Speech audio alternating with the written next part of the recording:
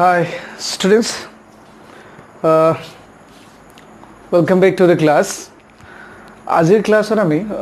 নতুনটা topic আলোচনা কৰিম okay খুব সম্ভৱ এইটো আমাৰ ইউনিটৰ লাষ্ট টপিক হ'ব ঠিক আছে তো টপিকটোৰ নাম হ'ল তোমাৰ এনে ধৰণৰ দ্ৰৱত বিক্ৰিয়া তো দ্ৰৱ মানে ইংৰাজী কি বুলি কোৱা তোমাৰ সলিউশন বুলি কোৱা সেইকাৰণে टॉपिक टू नाम हो गए तुम्हार reactions in solution okay topic two नाम हो गए तुम्हार रिएक्शंस इन सॉल्यूशन এটা সোয়াইছন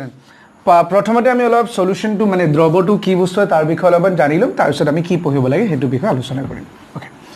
এটা সোয়াইছন যেতিয়া আমি দ্ৰৱ বুলি কম যেতিয়া আমি কি বুলি কম তোমাৰ দ্ৰৱ বুলি কম তো দ্ৰৱ মানে তুমি কি বুলি ক'ব পাৰা দ্ৰৱ এটা মিশ্ৰ বুলি ক'ব পাৰা ঠিক আছে দ্ৰৱ এক প্ৰকাৰৰ কি হয় তোমাৰ মিশ্ৰয় হয়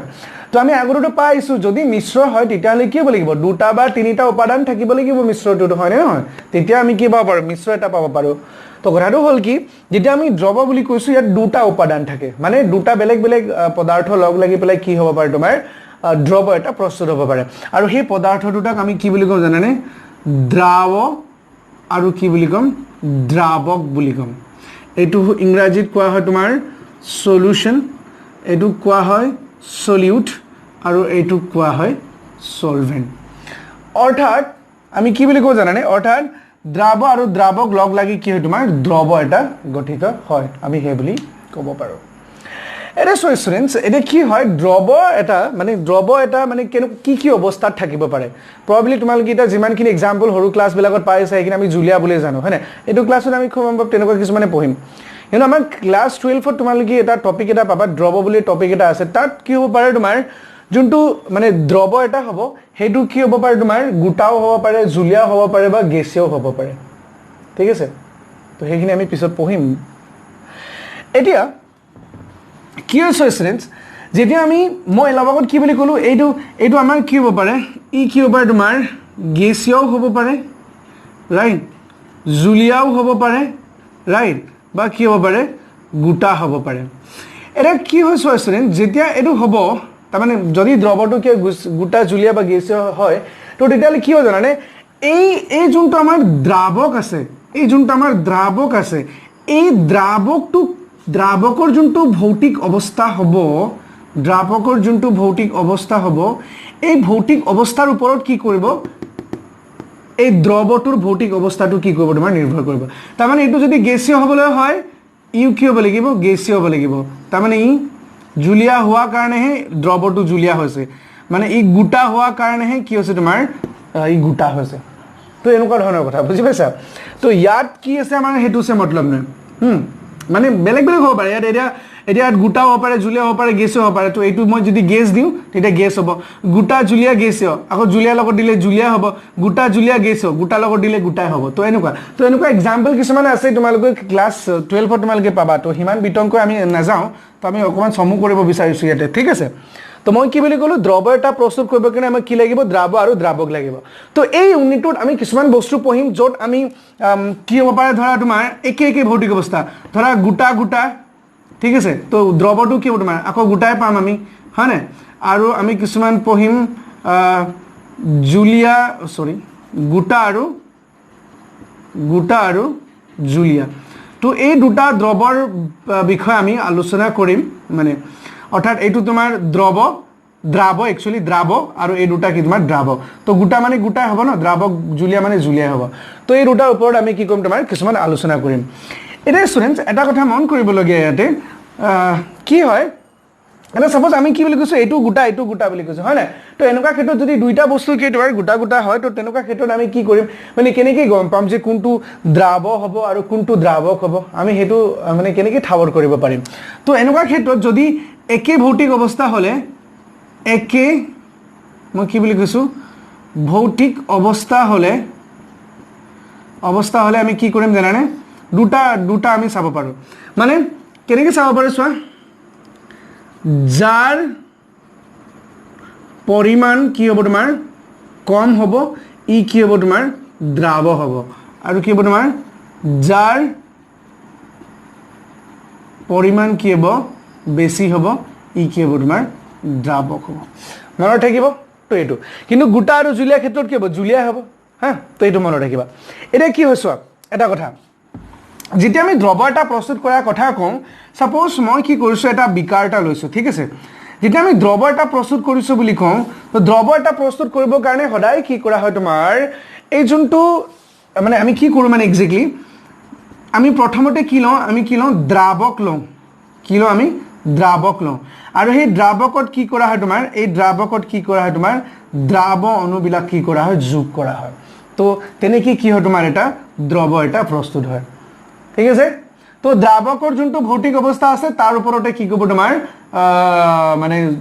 দ্ৰৱটোৰ কি কৰিব ভৌতিক অৱস্থাটো নিৰ্ভৰ কৰিব মই যদি কওঁ এইটো জুলীয়া তাৰ মানে জুলীয়া হ'ব লাগিব ইয়াত গোটা জুলীয়া গেছীয় হওক দৰকাৰ নাই আমাৰ মই যদি কওঁ এইটো গেছীয়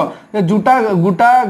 গেছীয় বা জুলীয়া নহওক কিয় তো গেছীয় হ'ব তো সেইটোকে কৈছোঁ তো দ্ৰাৱকৰ ভৌতিক অৱস্থাৰ ওপৰত দ্ৰৱটোৰ ভৌতিক অৱস্থাটো নিৰ্ভৰ কৰিব কিন্তু আমি যদি কৈছোঁ একেই ভৌতিক অৱস্থা হয় দুইটাৰে তো তেতিয়া যাৰ পৰিমাণ কম হ'ব ই কি হ'ব তোমাৰ দ্ৰাৱ হ'ব আৰু যাৰ পৰিমাণ বেছি হ'ব তাক আমি কি বুলি ক'ম তোমাৰ দ্ৰাৱক বুলি কওঁ মই এটা উদাহৰণ দিছোঁ ষ্টুডেণ্ট চোৱা মই এটা উদাহৰণ দিব বিচাৰিছোঁ এতিয়া ধৰা মন কৰা আমি দুটা সমান বিকাৰ লৈছোঁ ঠিক আছে আমি দুটা সমান বিকাৰ ল'লোঁ আৰু সেই সমান বিকাৰ দুটাত আমি কি কৰিছোঁ সাপোজ এ আৰু বি বুলি কৈছোঁ আৰু ইয়াতে আমি কি কৰিলোঁ দুইটা বিকাৰতে আমি কি কৰিলোঁ 50 ml দুইটাতে ইয়াতো 50 ml ইয়াতে 50 ml পানী দিছোঁ আৰু ইয়াত আমি কি কৰিলোঁ ধৰা 2 চামুচ আমি কি দিছোঁ চেনি দিছোঁ কিন্তু মই ইয়াতে কি কৰিছোঁ ধৰা তোমাৰ 5 চামুচ কি দিছোঁ মই চেনি দিছোঁ এটা নিশ্চয় আমি গম পাম হয় না বিকাৰ 2 নম্বৰ বিকাৰটো যোনটো আমি দ্ৰৱ বনাইছো সেই বিকাৰটোত কি হ'ব আমাৰ প্ৰস্তুত হোৱা যোনটো চেনি পানী হ'ব সেই চেনি পানীখিনিৰ কি হ'ব তোমাৰ মিঠা গুণ যোনটো তো ইয়াৰটোতো নিশ্চয় বেছি হ'ব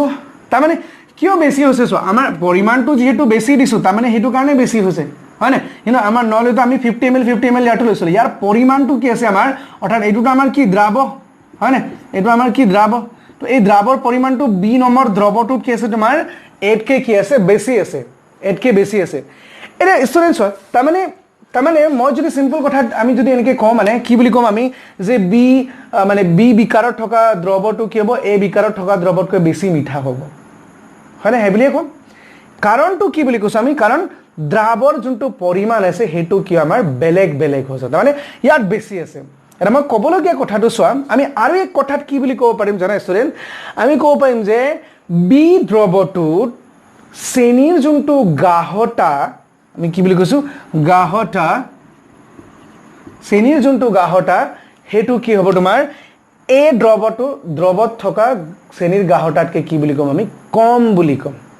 এটা নিশ্চয় কথাটো বুজিব পাৰিছা মই অথনি পৰিমাণ কৈছিলোঁ এতিয়া মই গাঢ়তা বুলি কৈছিলোঁ অৰ্থাৎ গাঢ়তা মানে একেটাই কথা বুজায় অৰ্থাৎ কি বুজায় তোমাৰ গাঢ়তা মানে কি বুজায় তোমাৰ দ্ৰৱত দ্ৰাৱৰ পৰিমাণ দ্ৰৱ এটাত কিমান পৰিমাণৰ দ্ৰাৱ আছে তাক আমি কি বুজাওঁ তোমাৰ গাঢ়তা বুজাওঁ ঠিক আছে তো আমি এক্স্যাক্টলি এটা কি কৰিব লাগে তো বুজি পালা ইয়াত গাঢ়তা বেছি ইয়াত গাঢ়তা কম তাৰ মানে পৰিমাণ ইয়াত বেছি ইয়াত পৰিমাণটো কম তো আমি ইয়াত ষ্টুডেণ্ট কি কৰিব লাগে জানা আমি এটা কিছুমান মানে কিছুমান পদ্ধতি আছে যিবোৰ পদ্ধতিৰ দ্বাৰা আমি কি কৰিব পাৰোঁ এই মানে দ্ৰাৱৰ পৰিমাণটো আমি অৰ্থাৎ দ্ৰাৱৰ কি কৰিব পাৰোঁ আমি গাঢ়তাটো নিৰ্ধাৰণ কৰিব পাৰোঁ ওকে ষ্টুডেণ্টছ তো সেইখিনি আমি কেইবাটাও পদ্ধতি আছে তো তাৰে আমি আজি এটা পদ্ধতি আলোচনা কৰিম মই ওকে আৰু সেই যোনটো গাঢ়তা নিৰ্ধাৰণ কৰা যোনটো পদ্ধতি কেইটা সেইকেইটা হ'ল তোমাৰ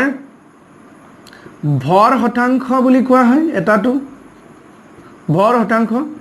2 নম্বৰ কোৱা হয় তোমাৰ মল ভগ্নাংশ 3 নম্বৰ কোৱা হয় তোমাৰ মোলাৰিটি আৰু 4 নম্বৰ হ'ল তোমাৰ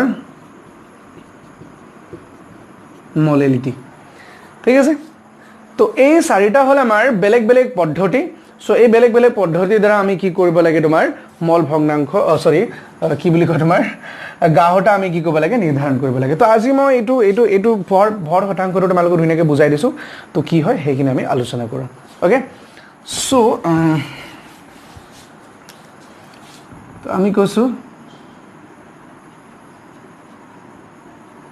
ভৰ শতাংশ এটা সো ষ্টুডেন্টস বা শতকৰা ভৰ বুলিও কোৱা হয় হা বা শতকৰা ভৰ বুলিও কোৱা হয় ওকে এটা সো ষ্টুডেন্টস শতকৰা ভৰ বা ভৰ শতাংশ আমি আগতো পাই আহিছো হয়নে তোমালোকে মন কৰিছা যদি পাইছা আমি পার্সেন্টেজ কম্পোজিশন বুলি আমি পঢ়িছিলো হয়নে না তো তাতে আমি কি কৈছিলো অণু এটাত থকা যিবোৰ পৰমাণু থাকে হিহঁতৰ কি কৈছিলো ভৰ শতাংশ উলিয়াইছিলো আমি কি কৰিছিলো তো ইয়াত আমি ঠিক একেদৰে কৰিব লাগে কিন্তু আমি ইয়াতে কি কৰিম তোমাৰ আমি দ্ৰৱৰ ক্ষেত্ৰত কৰিম তাত অণু এটাৰ ক্ষেত্ৰত আছিল আমি ইয়াতে কি কৰিম তোমাৰ দ্ৰৱ এটাৰ ক্ষেত্ৰত মানে সেই মানে কথাখিনি আলোচনা কৰিম তাৰ মানে সাপোজ আমি এটা কি কৰিম এটো হল মোৰ দ্ৰৱ ইয়াত মোৰ আছে দ্ৰাৱ আৰু ইয়াত আছে মোৰ ধৰা দ্ৰাৱক এৰা মই কি কৰে পাৰো দ্ৰৱটো দুটা লগ লাগিলেহে দ্ৰৱ হ'ব তাৰ মানে কি বসা দ্ৰৱটোৰ শতকৰা ভৰটো কি সদায় তোমাৰ 100% হ'ব তাৰ মানে ধৰা ইয়াত মই কলো x শতাংশ আৰু দ্ৰাৱকৰ মই কলো y শতাংশ তাৰ মানে x আৰু y শতাংশ লগ লাগি কি হ'ব তোমাৰ দ্ৰৱৰ যোনটো শতকৰা বুলি কোৱা লাগিলে কি 100 তোমালোকে জানাই তাৰ মানে 100% হ'ব লাগিব তাৰ মানে এই তেতিয়া হলে যদি দুটা লগ লাগি মানে 100% হয় তেতিয়া হলে ইয়াৰ কিমান হ'ব ভৰ হিচাপত মানে ওকে শতাংশটো ভৰ হিচাপত তো এই বস্তুটো আমি ক্যালকুলেট কৰিব লাগে একেবাৰে ইজি হয় ওকে তো আমি মানে এটা কেনেকৈ কৰিম চোৱা এতিয়া সে ধৰা এতিয়া মানে আমি দ্ৰৱটো গঠন হল যেনিবা হয়নে না তো আমি এটা কি কৰিব লাগিব মই ইয়াতে কি কৰিব পাৰো চোৱা মই অকল বুলি দ্ৰাৱৰ শতকৰা ভৰ গণনা কৰিম এনেকুৱা নহয় মই কি কৰিব পাৰো দ্ৰাৱ আৰু দ্ৰাৱক দুইটাৰে কি কৰিব পাৰিম আমি শতকৰা ভৰ গণনা কৰিব কিন্তু আমাক পৰীক্ষাত কি সুধিব হেতুৰ ওপৰতো নিৰ্ভৰ কৰিব হয় না আমাক বোলে যদি কয় দ্ৰাৱৰ শতকৰা ভৰ গণনা কৰা তো তেতিয়া তো মানে আমি কি কৰিম চোৱা মই এটো জেনাৰেল হ'ব কোনো এটা উপাদানৰ শতকৰা ভৰ সমান কি হ'ব উপাদানটোৰ ভৰ ডিভাইডেড বাই কি কৰিম আমি দ্ৰৱৰ ভৰ ইনটু তোমাৰ কি হ'ব 100% এটো তাৰ মানে এতিয়া তুমি ইয়াতে কি কৰা দ্ৰাৱৰ ওলোৱা নে দ্ৰাৱকৰ ওলোৱা তোমাৰ নিজৰ কথা আৰু ঠিক আছে তা আমি যিকোনো মানে কৰিব পাৰো মানে কোনো এটা উপাদান হয়তো উপাদানটো কি উপাদান আছে দ্ৰাৱক আছে দ্ৰাৱক আছে তো তুমি দ্ৰাৱকৰো উলিয়াব বিচাৰা আৰু দ্ৰাৱকৰো উলিয়াব পাৰা ওকে তো আমি এটা উদাহৰণটা লওঁ আৰু উদাহৰণৰ জৰিয়তে আমি এই যোনটো সম্বন্ধ আছে হেতু মানে উপস্থাপন কৰিব ট্ৰাই কৰোঁ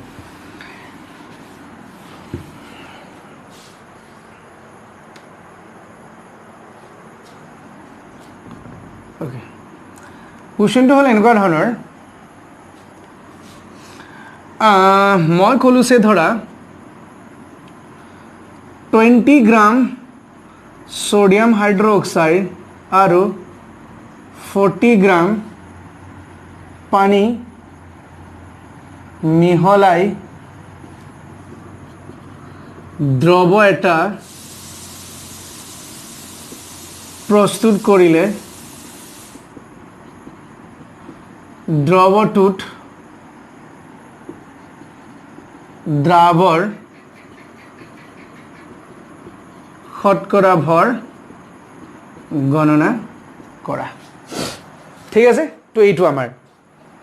আমি কেনেকৈ কৰিম প্ৰথমতে এতিয়া আমাক দিছে 20 গ্ৰাম সোডিয়াম হাইড্ৰক্সাইড আৰু 40 গ্ৰাম পানী তো এটা দুইটা গ্ৰাম মানে গোটা অৱস্থাত দিয়া আছে হয় না তুমি তেনেকৈ চিন্তা কৰা তো মানে গোটা যদি হয়তো আমি কি বুলি কৈছিলো যাৰ পৰিমাণটো কম হ'ব হয় না ই কি হ'ব তোমাৰ দ্ৰাৱ হ'ব আৰু যাৰ পৰিমাণটো বেছি হ'ব ই কি হ'ব তোমাৰ দ্ৰাৱক হ'ব তো আমি কি বুলি ক'ব পাৰিম দিয়া আছে আমি কি বুলি ক'ব পাৰিম দ্ৰাৱক মানে আমাৰ কি সোডিয়াম হাইড্ৰক্সাইড ৰ ভৰ কিমান দিয়া আছে 20 গ্ৰাম দিয়া আছে তাৰছত দ্ৰাৱক অৰ্থাৎ পানীৰ যোনটো ভৰ হেতু কিমান দিয়া আছে 40 গ্ৰাম দিয়া আছে হয় তো এতিয়া আমি কি কৰিম তো এটাকে দ্ৰৱৰ ভৰ সমান কিমান হ'ব ইহঁতৰ দুটা লগ লাগিলে আমি যেতিয়া দ্ৰৱ পাম যেতিয়া তো এইটো আব কি হ'ব তোমাৰ 20 গ্ৰাম যোগ 40 গ্ৰাম কৰিলে দ্ৰৱৰ ভৰ পাম নে নাপাম তো কিমান হ'ব তোমাৰ 60 গ্ৰাম হৈ গ'ল তো এটাকে আমাক কি উঠিছে দ্ৰৱটোত দ্ৰাৱৰ শতকৰা ভৰ এটাকে দ্ৰাৱৰ শতকৰা ভৰ সমান কিমান হ'ব তোমাৰ দ্ৰাৱৰ ভৰ কিমান আছে 20 গ্ৰাম হয় না ডিভাইডেড বাই কিমান হ'ব তোমাৰ 60 গ্ৰাম ইনটু 100 মানে মুঠ হয় না মুঠ ভৰেৰে দ্ৰৱৰ ভৰে তো কিমান হ'ব তোমাৰ 1/3 ইনটু তোমাৰ কিমান হ'ব 100% অৰ্থাৎ তোমাৰ 33.33% নো ডাউটলি তাৰ মানে চোৱা 20 গ্ৰাম সোডিয়াম হাইড্ৰক্সাইড আৰু ইমান মিহলালে তো 20 গ্ৰামত মানে 60 হয় না টোটাল কিমান 60 তো 60 20ৰ কিমান আহে 33% আহে তাৰ মানে 40ৰ কিমান আহিব ইয়াৰ ডাবল আহিব হয় না তাৰ মানে যদি ইয়াৰ উলিওৱা তোমাৰ কি হ'ব 66.67% মান আহিব আৰু দুটা লগালে 100 হ'ব মই আগতো শিকাইছো তোমালোকক হয় না তো আমি এনেকৈ কৰিব পাৰো এটা তোমাক যদি বুলি কোৱা হয় দ্ৰৱটো বোলে দ্ৰাৱ আৰু দ্ৰাৱকৰ দুইটাৰে উলিওৱা তো তুমি কি কৰিলাহেঁতেন দ্ৰাৱকৰ ক্ষেত্ৰত কি কৰিলাহেঁতেন সো দ্ৰাৱকৰ শতকৰা ভৰ মান তো 40 গ্ৰাম ডিভাইডেড বাই 60 গ্ৰাম ইনটু 100 কৰিলাহেঁতেন তেতিয়া তোমালোকে কিমান পালা হয় 66.67 পালা হয় হয় না তো আজিলৈ ইয়াতে থাকক ষ্টুডেণ্টছ বৰ গৰম উঠিছে ঠিক আছে ক্লাছটো দীঘলীয়া হৈ গৈছে সো আশা কৰোঁ তোমালোকে ভিডিঅ'বোৰ ভাল পাই আছা এনজয় কৰি আছা কিন্তু ঘটনাটো কি তোমালোকে ভিডিঅ'বোৰ সম্পূৰ্ণৰূপে নোচোৱা তো সেইটো এটা বহুত ডাঙৰ এটা প্ৰব্লেম ঠিক আছে প্লাছ তোমালোকে মানে কি বুলি ক'ম আৰু সেইটো আৰু প্ৰব্লেমটো আছে চবতে তোমালোকৰ তো সেইটো যাতে নকৰা ভিডিঅ'টো সম্পূৰ্ণৰূপে চোৱা কাৰণ মইতো এনেই ইয়াত কিবা কাহিনী এটাতো বকি থকা নাই হয়নে তোমালোকৰ কাৰণে এইটো সুবিধা কৰি দিয়া আছে এতিয়া এপছৰ থ্ৰুদি আমি ক্লাছ দিছিলোঁ সেইটোতো তোমালোকৰ কাৰণে কি হ'ল অসুবিধা হ'ল ডাটা কনজিউম কিবা কিবি হয়নে তো এতিয়া ইউটিউবত দিছোঁ তথাপি তোমালোকে ক্লাছবিলাক সম্পূৰ্ণৰূপে চাব নিবিচাৰা তো এইটো কি প্ৰব্লেম হৈছে তোমালোকে গম পাবা ৰাইট চ' এই প্ৰব্লেমবিলাক যাতে নহয় তোমালোকৰো সুবিধা আমালোকৰো সুবিধা কৰাকৈ তোমালোকে আমি কৰিছোঁ গোটেই বস্তুখিনি ট্ৰাই কৰি আছোঁ চ' আশা কৰোঁ ভিডিঅ'টো ভাল পাইছা ঠিক আছে তো লাইক কমেণ্ট আৰু শ্বেয়াৰ কৰিব নাপাহৰিবা থেংক ইউ বাই